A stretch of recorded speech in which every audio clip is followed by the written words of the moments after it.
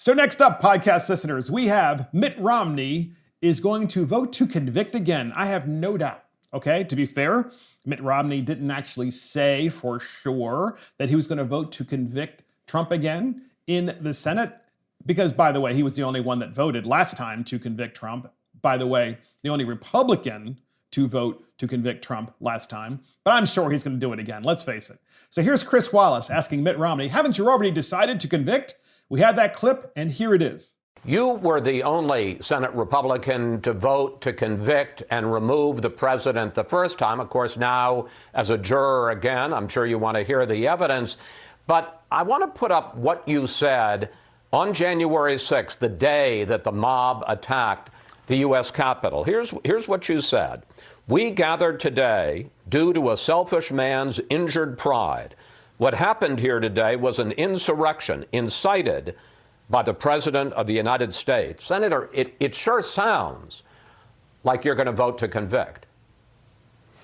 Well, there's no question but that the article of impeachment that was sent over by the House suggests impeachable conduct, but we have not yet heard either from the prosecution or from the defense. I'll get a chance to hear from them, and I will do my best as a Senate juror to apply justice as well as I can understand it. So, as Romney said in the quote that good old Chris Wallace read, Romney said, well, the reason why we had this happen in Washington, D.C. with respect to the quote-unquote insurrection is because the President of the United States, his pride was hurt. Talk about someone's pride being hurt. It's Mitt Romney. He could have very well have written that about himself because since day one, since Trump has been there, Romney is incredibly jealous, incredibly envious of Donald Trump, the fact that he was president and Romney wasn't. I mean, there's no doubt about that.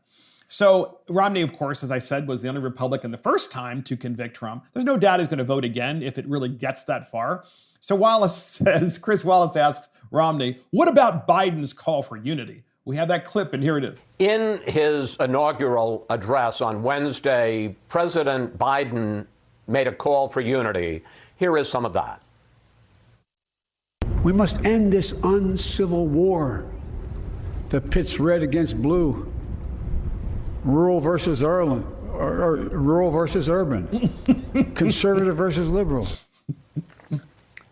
Now, some of your Republican colleagues, including Marco Rubio, who's going to be on in the next segment, say that President Biden has already breached that call for unity with some of his actions, executive actions, legislative agenda in the opening days. Do you see an inherent conflict between calling for unity and a new president pursuing his agenda? Yeah, well, that's finally a reasonably good question from Chris Wallace. Does Biden really want unity after he signed all those executive orders day one? And the fact that there is an impeachment process that could be potentially a trial that could be going on in the United States Senate?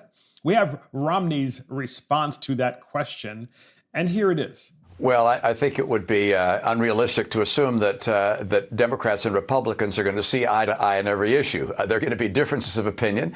That's expected. But at the same time, I think it's appropriate for us to have unity of purpose, unity of heart, a recognition that we respect each other and treat each other with comity. And that is something which I believe President Biden wants to see.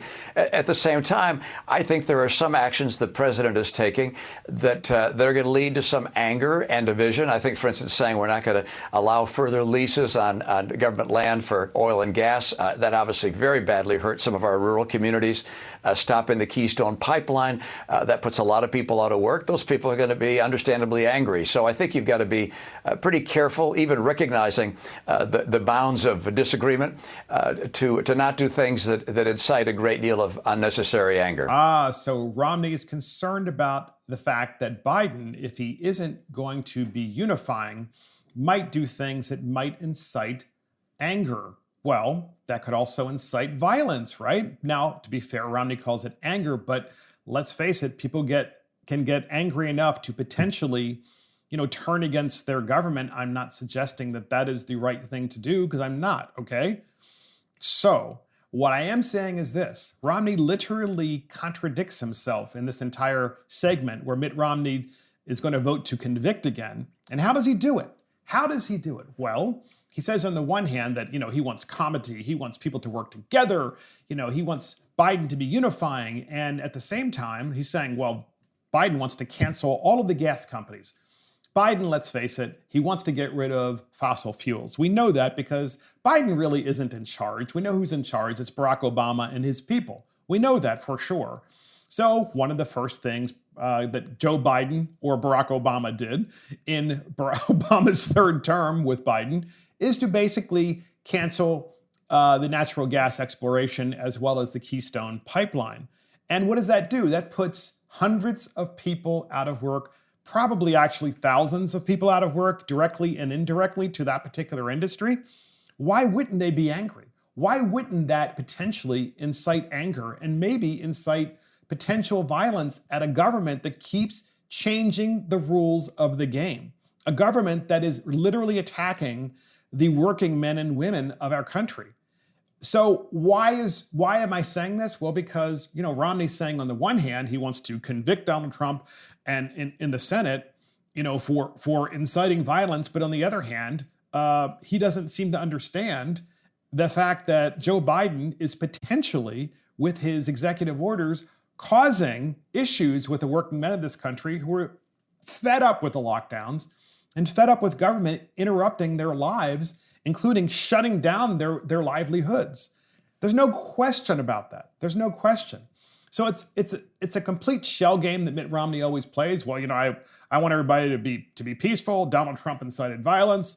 Yeah, but I think it's good that Joe Biden wants to call for unity. On the other hand, he shouldn't do these things because it could make people angry. Well, doesn't he understand why people were angry in the first place? When Donald Trump lost? And he doesn't.